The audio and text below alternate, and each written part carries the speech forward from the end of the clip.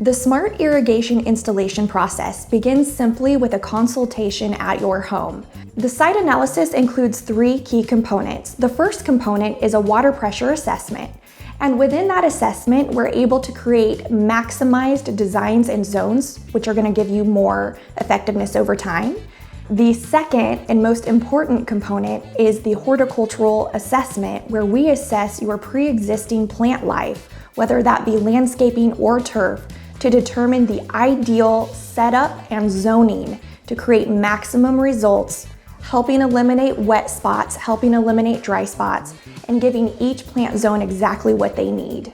The third and final component of the site analysis is a systems requirement check, which will help us finalize details in order to prepare us for an effective irrigation plan and installation. Once your consultation and site analysis is completed, we move on to the proposal and design phase. In this phase, your technician goes back to the office, studies all of that information that they compiled throughout the process, and creates a detailed plan specific to your property and your plant material.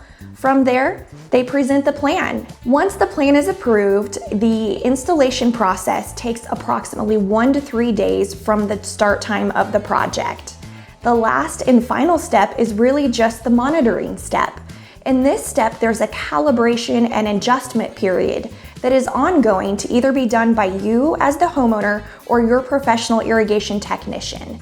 During this phase, it allows us to accommodate for seasonal and weather fluctuations that help keep your system running at optimum levels.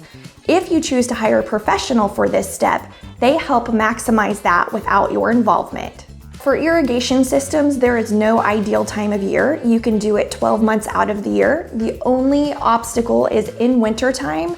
Oftentimes we won't actually connect the system to water until spring, and then we'll come do your coverage check in spring and set you up with the final 3 steps of the process then.